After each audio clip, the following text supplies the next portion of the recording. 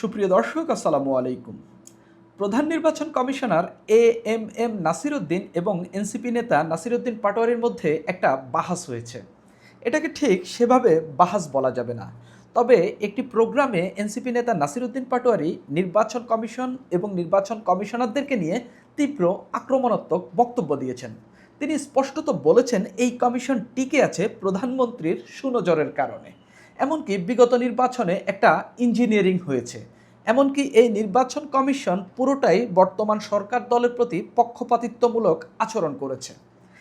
এই অভিযোগগুলো বলার পর সেখানে বক্তব্য দিয়েছেন প্রধান নির্বাচন কমিশনার। তিনি আসলে এই বক্তব্যগুলোর খুব আহামরি বিরোধিতা করেননি। তিনি সেখানে একটি কথা বলেছেন যে নাসির উদ্দিন পাটোয়ারির গালিতে আমরা অভ্যস্ত। এমনকি তিনি আমাদের সঙ্গে কথা বলে দরজার বাইরে গিয়ে গালি দিয়েছেন, অর্থাৎ আমরা এগুলোতে অভ্যস্ত, এবং তিনি নাসির উদ্দিন পাটোয়ারিকে খুবই পছন্দ করেন। এই বাহাসটি যখন সোশ্যাল মিডিয়াতে ভাইরাল হয় বা ছড়িয়ে পড়ে, এটা নিয়ে ব্যাপক আলোচনা সমালোচনা চলছে। এমনকি নির্বাচন কমিশনার বা প্রধান নির্বাচন কমিশনার কি নাসির উদ্দিন পাটোয়ারির সামনে ঝুঁকে গেলেন কি না, কিংবা নাসির উদ্দিন পাটোয়ারি যেই অভিযোগগুলো তুলেছেন এই অভিযোগগুলোর যুক্তি বা এই অভিযোগগুলো না খণ্ডাইয়া তিনি যে বক্তব্য দিলেন এর মধ্য দিয়ে কি নির্বাচন কমিশন তার দুর্বলতা প্রকাশ করলো কিনা, বা নাসির উদ্দিন পাটোয়ারির অভিযোগগুলো সত্য কিনা, এটা নিয়ে আলোচনা চলছে। আবার অনেকেই বলছেন যে নির্বাচন কমিশনার বা সিএসি ঠান্ডা মাথায় বক্তব্য দিয়ে মূলত নাসির উদ্দিন পাটোয়ারিকে একটা অপমানই করলেন। আমরা জানবো এখানে এই বক্তব্যের মধ্যে দিয়ে বা এখানে নাসির উদ্দিন পাটোয়ারি বা এএমএম নাসির উদ্দিনের মধ্যে যে বাহাসটা হয়েছে, এখানে আসলে কার কি লাভ হয়েছে কার কি ক্ষতি হয়েছে আমি সেটা নিয়ে কথা বলবো। প্রথমে আমি নাসির উদ্দিন পাটোয়ারি কী বলেছেন সেটা একটু আপনাদের সামনে তুলে ধরি। তিনি স্পষ্টত হুঁশিয়ারি দিয়েছেন, তিনি বিচার টিচার করে ফেলবেন এরকম কথাবার্তা বলেছেন। আরেকটি অভ্যুত্থান হলে এই নির্বাচন কমিশনের আগাগোড়া পরিবর্তন করা হবে। একটা রাজনৈতিক দলের এবং একটা রাজনৈতিক নেতার এরকম ইচ্ছা থাকতেই পারে। তিনি যদি মনে করেন এটা খারাপ কাজ করছে, সেটা আরেকটা অভ্যুত্থান করে বা তিনি তার রাজনৈতিক দলীয় ক্ষমতা ব্যবহার করে আন্দোলন করে সেখানে পরিবর্তন আনতে পারেন। এটা খুবই গণতান্ত্রিক। তিনি বলছেন বিগত নির্বাচনে যারা নেতৃত্ব দিয়েছেন ভবিষ্যতে তাদের বিচার করা হবে, অর্থাৎ ওই নির্বাচনে এমন কর্মকাণ্ড করা হয়েছে এদের আসলে বিচার হওয়ার মতো। তিনি স্পষ্টত এই কথা বলছেন। তিনি বলছেন স্থানীয় সরকার নির্বাচনে একই পরিস্থিতি হলে শক্ত হাতে প্রতিবাদ করা হবে। আমি এই কথার সমর্থন করি। অর্থাৎ নাসির উদ্দিন পাটোয়ারি কি তিনি এর মধ্য দিয়ে স্থানীয় সরকার নির্বাচনটাকে ভালোভাবে যেন বাস্তবায়ন করে বা ভালোভাবে যেন স্থানীয় সরকার নির্বাচনটা কন্ডাক্ট করে সেটার জন্য হুঁশিয়ারি দিলেন কিনা সেটা আপনারা সামনেই বুঝে যাবেন। তিনি বলেন এখানে তো অনেক পজিটিভ কথা বলেন, কিন্তু এটা টোটালি একটা ইঞ্জিনিয়ার্ড ইলেকশন, অর্থাৎ বিগত ইলেকশনকে তিনি ইঞ্জিনিয়ার্ড ইলেকশন বলছেন বা কারচুপির ইলেকশন বলছেন। তিনি বলছেন নির্বাচন কমিশন প্রধান এখানে আছেন, হয়তোবা এই বক্তব্যের পর আমাকে এই অফিসে আর ঢুকতে দেওয়া হবে না। ঢুকতে দেওয়া হবে কি না জানি না, তবে আরেকটা গণ অভ্যুত্থান হলে আমি নির্বাচন কমিশনে হাত দিব।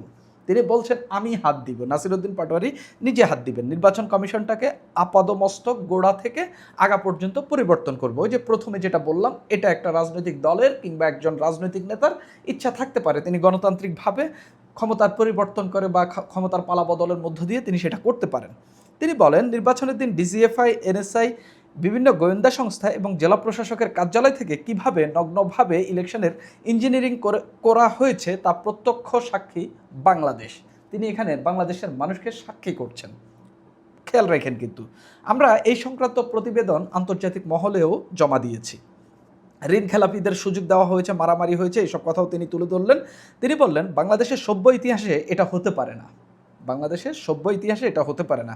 কিন্তু লোকাল গভর্নমেন্টের ইলেকশন যদি এই ধরনের অ্যাক্টিভিটিতে যদি যান, সেটাতে রাজপথে পরিস্থিতি খুবই উত্তপ্ত হবে। ভোটের দিন সংঘাত এড়ানোর বিষয়ে তিনি বলেন আফরোজা আব্বাসের নির্বাচনের সময় মানে ত্রয়োদশ সংসদ নির্বাচনের সময় ঢাকা ৮ আসনে তিনি যেখানে প্রার্থী হয়েছিলেন সেখানে আফরোজা আব্বাস নাকি বিভাগীয় কমিশনার কার্যালয়ের সামনে ৫-৬ হাজার লোক নিয়ে গিয়েছিলেন। তিনি বলছেন আমি চাইলে ১ লাখ লোক নিয়ে যেতে পারতাম, ৫০,০০০ লোক নিয়ে যেতে পারতাম। তো তিনি সেসব বললেন যে আমি কিন্তু সেটা করিনি। তারপর তিনি বলছেন এই নির্বাচন কমিশনে যারা নেতৃত্ব দিয়েছেন তাদের ভবিষ্যতে আমরা বাংলার মাটিতে বিচার করব। অর্থাৎ তিনি স্পষ্টত বলছেন এই নির্বাচন কমিশন যে কাজ করেছে সেই কাজটা স্পষ্টত অন্যায় করেছে, ইলেকশন ইঞ্জিনিয়ার করেছে এবং তাকে হারিয়ে দেওয়া হয়েছে এবং গোটা ইলেকশনটাই ইঞ্জিনিয়ার্ড হয়েছে। এখানে তিনি আরও বেশ কয়েকটি জায়গার কথা তুলে ধরেছেন। তিনি বলছেন ইঞ্জিনিয়ার্ড হয়েছে, তিনিও বলছেন ইঞ্জিনিয়ার্ড হয়েছে। জামাতের কেউ কেউ বলে থাকেন নির্বাচনে ইঞ্জিনিয়ার্ড হয়েছে, বিএনপির নেতারাও বলে থাকেন নির্বাচনে ইঞ্জিনিয়ারিং হয়েছে। না হলে ঢাকায় জামাতের এনসিপির এতগুলো আসন পাওয়ার কথা না। ঢাকায় 20টি আসনের মধ্যে জামাত এনসিপি 60টি আসন পেয়েছে। সারা দেশে জামাত বা জামাতের জোট 77টি আসন পায় না, বিএনপির দাবি এগুলা।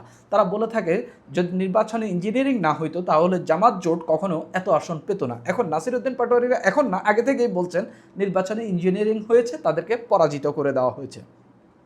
নাসিরউদ্দিন পাটোয়ারির বক্তব্যে এমন অনেকগুলো কথা এসেছে যেগুলো আসলে ওইখানে যেই থাকতেন তার গা জ্বালা ধরে উঠত। তিনি এমনও বলেছেন যে প্রধানমন্ত্রীর সুনজরে, অর্থাৎ বর্তমান প্রধানমন্ত্রী তারেক রহমানের সুনজরে এই কমিশন টিকে আছে, অর্থাৎ এই কমিশনটা টিকিয়ে রেখেছে প্রধানমন্ত্রী, স্পষ্টত তিনি সেই কথা বললেন। জনাব নির্বাচন কমিশন প্রধান যখন বক্তব্য দিতে আসলেন, জনাব এএমএম নাসিরউদ্দিন, তিনি আসলে এগুলোর কোনো কিছুরই প্রতিবাদ করলেন না। তিনি বললেন নির্বাচন কেমন হয়েছে দেশের মানুষ জানে। নাসিরউদ্দিন পাটোয়ারি বলছেন নির্বাচন কেমন হয়েছে দেশের মানুষ জানে বা বাংলাদেশ দেখেছে। ইনিও বলছেন বাংলাদেশ জানে। বাংলাদেশ কোনটা জানে? এটাই এখন বড় প্রশ্ন। নাসিরউদ্দিন পাটোয়ারিকে আমি ব্যক্তিগতভাবে খুবই পছন্দ করি। নির্বাচন কমিশনার বলছেন, প্রধান নির্বাচন কমিশনার, কারণ মুখের উপর কথা বলতে পারেন, এটা বিরল গুণ। ওনার এ ধরনের কথা শুনে আমরা অভ্যস্ত। প্রায় উনি আমাদের সঙ্গে দেখা করেন বা করতেন, দেখা করে দরজার বাইরে গিয়ে গালি দিতেন। গালি ওনার নতুন নয়। আমি ওনার মন্তব্যে সামান্যতম মনক্ষুণ্ণ হইনি। উনি যেটা অন্তরে বিশ্বাস করেন সেটাই বলেন, এটাই গণতন্ত্র। আমি তার গালিতে অভ্যস্ত। তিনি স্পষ্টত এভাবে বলছেন। আমরা কোনো ডিজাইনে নিয়ে কাজ করিনি, সবার জন্য লেভেল প্লেয়িং ফিল্ড ছিল আমাদের ফোকাস, সে লক্ষ্যে কাজ করেছি। আইনশৃঙ্খলা বাহিনী শুরু থেকে কাজ, যাদের কাজে লাগাবো সবাই সরকারের লোক, সেই সহযোগিতাটা আমাদের অন্তর্বর্তীকালীন সরকারের কাছ থেকে পেয়েছি। কোনো হস্তক্ষেপ তারা করেননি। আমাদের লুকানোর তো কিছু নাই, আমরা সরল পথে ছিলাম। আমাকে অনেক বড় বড় নেতা ফোন করেছিল, আমি ধরিনি। তারা মনক্ষুণ্ণ হয়েছেন, এজন্য আমার অনেক সমালোচনা হয়েছে। আমি একই পলিসি সব দলের জন্য মেনটেন করেছি, আমার নিয়ত সহি ছিল।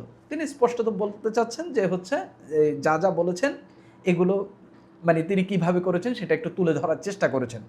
এখন সামাজিক মাধ্যমে যেটা হচ্ছে, অনেকেই নাসিরউদ্দিন পাটোয়ারির এই অভিযোগগুলোকে সত্য মনে করছেন এবং নির্বাচন কমিশনারের সামনে যেহেতু বা সিএসির সামনে যেহেতু তিনি এগুলো বলতে পেরেছেন, এগুলোকেই বাস্তবতা হিসাবে ধরে নিচ্ছেন। এবং নির্বাচন কমিশনার কিন্তু খুব আহামরি প্রতিবাদ জানাননি। তিনি স্পষ্টত এই কমিশন যে প্রধানমন্ত্রীর সুনজরে টিকে আছে, যে অভিযোগটি নাসিরউদ্দিন পাটোয়ারি করলেন, এটার কোনো প্রতিবাদ জানাননি।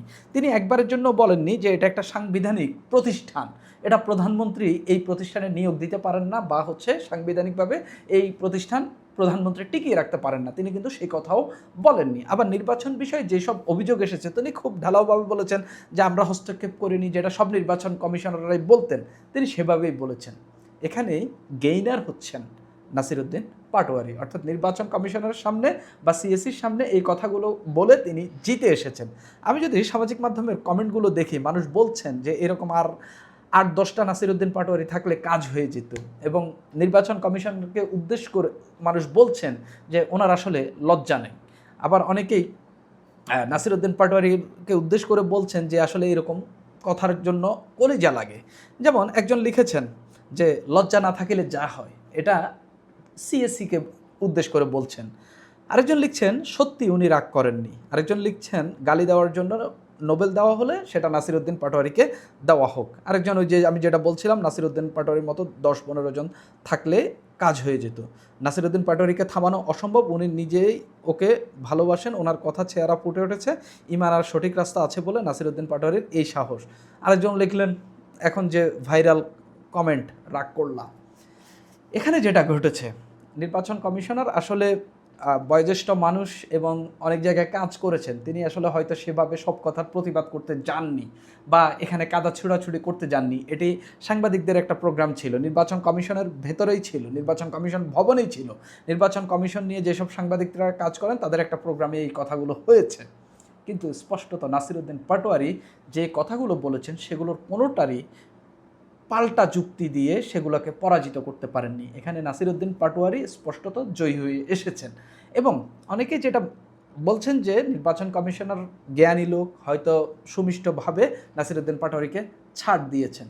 কিন্তু নাসিরউদ্দিন পাটোয়ারি যে কথাগুলো বলেছেন এবং নির্বাচন কমিশনের যে কথাগুলো বললেন যে এরকম একজন নেতাকে তিনি পছন্দ করেন, এটার তো একটা বাস্তবতা বা সমাজে একটা বার্তা গেছে যে এই নাসিরউদ্দিন পাটোয়ারির মতো এই টাইপের যারা গালি দেন, যারা মুখের উপর বলে দেন বা গালিগালাজ করেন, নির্বাচন কমিশনারই সেটা বলছেন, তাদেরকে তিনি পছন্দ করেন বা তাকে তিনি পছন্দ করেন। এই যে এখন নতুন ট্রেন্ড চালু হবে, এভাবে আক্রমণ করা, এভাবে গালি দিয়ে জনপ্রিয়তা পাওয়ার এই যে নতুন ট্রেন্ড বা আরেকজন নাসিরউদ্দিন পাটোয়ারি হওয়ার যে ঘটনা, সেই ঘটনাগুলোর পুনরাবৃত্তি ঘটবে।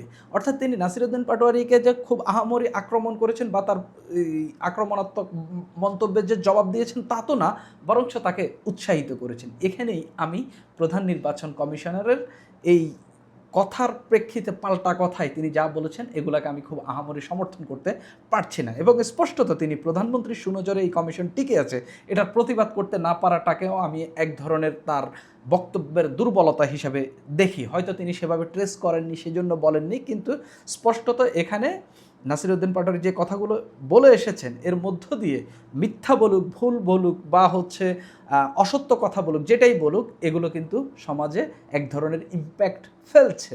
যে প্রধান নির্বাচন কমিশনারের সামনে বলেছেন কিন্তু তিনি সেভাবে এগুলোর পাল্টা জবাব দিতে পারেননি। সুপ্রিয় দর্শক, এখন এই পর্যন্তই।